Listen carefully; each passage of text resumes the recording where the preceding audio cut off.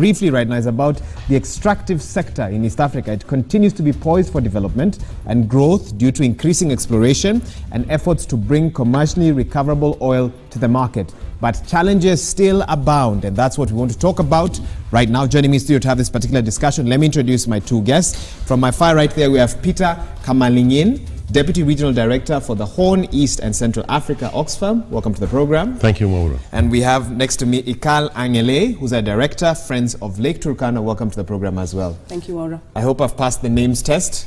90% or so. Thank you. Peter, let me start with you. In a nutshell, give us a snapshot of the extractive sector in Kenya and East Africa. If someone was coming from outside the region to look at the extractive sector here, what would immediately sort of get their attention?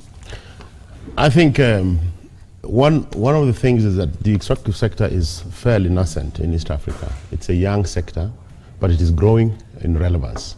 But I think what is important is that you would think, if you're coming in from outside, you would think that finally the region has got its problem solved, or at least it's on the verge of it. But I think that's the kind of narrative that the meeting that you referred to that we are having this week is actually looking at. Basically to shape the right narrative around this extractive sector. That it may not necessarily solve all the problems. It could make a good contribution, but that will depend on what we do in terms of making sure that we contain the impact on the environment, but also making sure that we are doing everything possible to minimize the negatives that come with it, but most importantly, to share the benefits more equitably. Okay, and of course, share benefits more. And I'll be coming to that in just a bit. Ikala, I could also give you a chance to give us your initial thoughts about this, or your opening thoughts. I think, yes, as Peter says, the sector is very new in the region. And while a lot of focus has been put on legislation, I think it's one thing to have legislation, but operationalizing it is very critical. The goodwill and political will to allow for a sense of transparency and accountability, compliance and issues of corruption within the sector will definitely need to be dealt with before we really start to see the contribution of the sector. What do you feel are the key challenges that anyone within the sector would experience? Is there lack of knowledge, lack of skilled personnel, and of course the politics as well? How do you rank the key issues within the sector?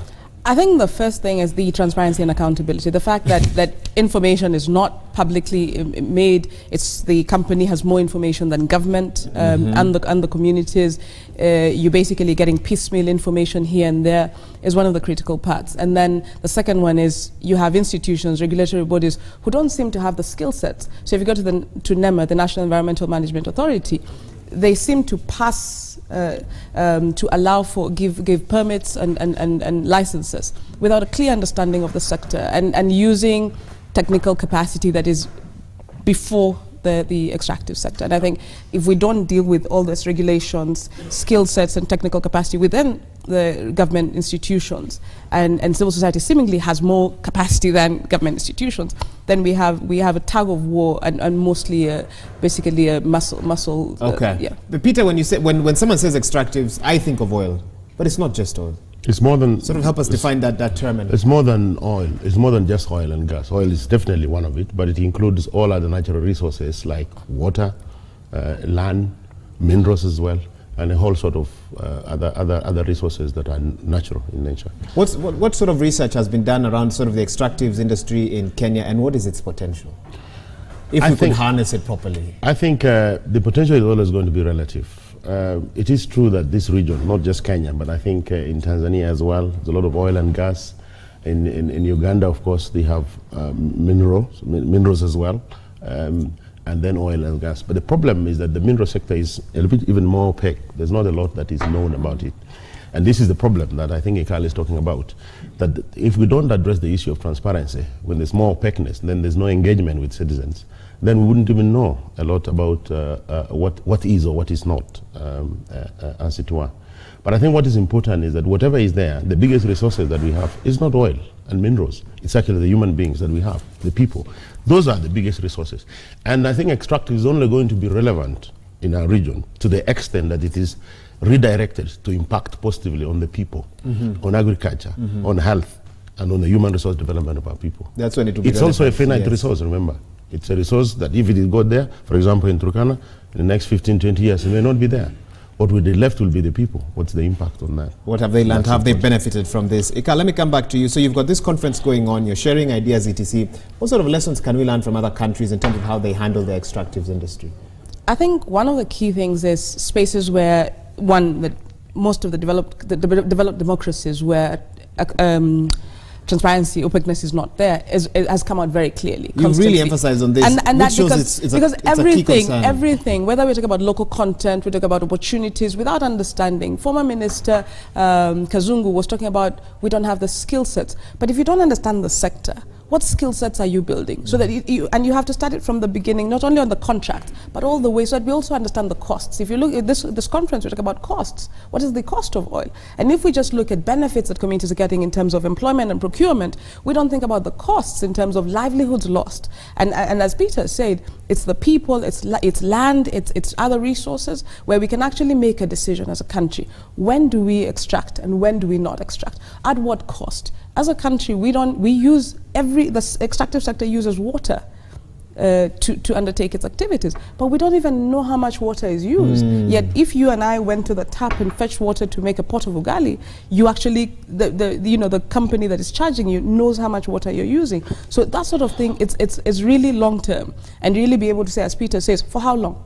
For how long? For how long is this happening? We talk about the oil in this country, but in 30 years, in our lifetime, there will be no oil in this country. Are you confident that the sort of early oil pilot scheme that's set to resume today will not face any more teething problems? I think it is. Are you convinced by what you've been saying? No, it is definitely going to face teething problems because, again, it's the process. Are we just removing one roadblock after another? Are we really patching, or are we treating the disease? And I think if I'm a pastoralist, if you have a disease in an animal, you have to know what the animal is suffering from and just stop treating it without knowing what it's suffering from. I think we really need to and with transparency and accountability, we'll deal with this local content issues that people are talking about. Okay. What is the jobs that we are talking about? How many jobs are being provided? What can Talo do? What can the county government do?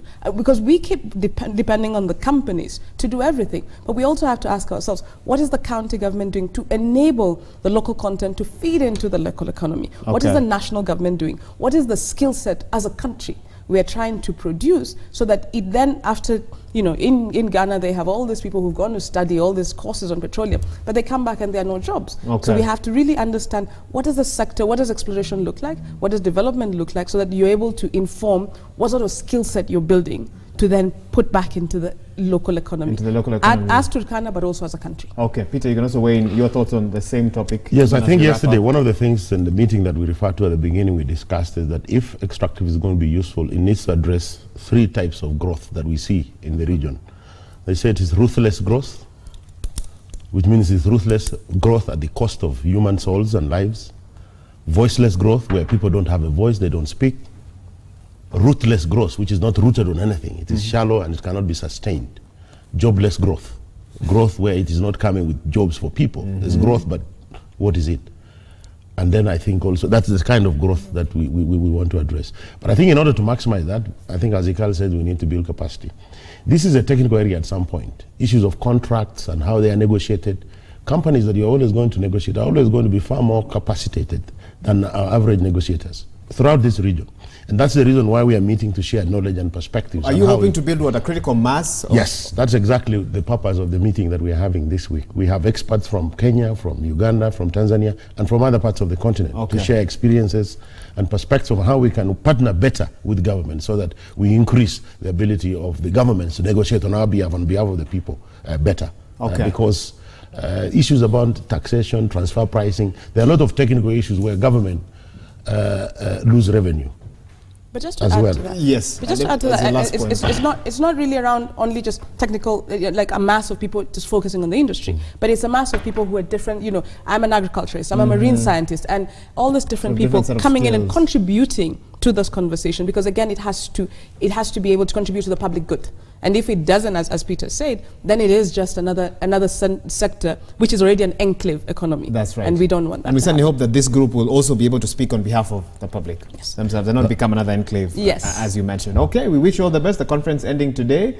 I guess there will be steps moving forward to ensure that the lessons that have been learned can sort of be reflected on a year from now, 2 years from now, and see how far did we come since the last conference happened. I'm sure that's something that you've put into place. Thank you so much. That has been Peter Kamalingin. He's the Deputy Regional Director for the Horn, East and Central Africa Oxfam, together with Ikal Angele, Director, Friends of Lake Turkana, talking about a conference they're having right now and the state of the extractives industry in Kenya as well. Coincidentally, this interview happening at the same time as the resumption of the trucking of oil from Turkana to Mombasa, which should happen today. We hope it will. There have been a couple of problems during the last dates that we were given when it was supposed to actually start.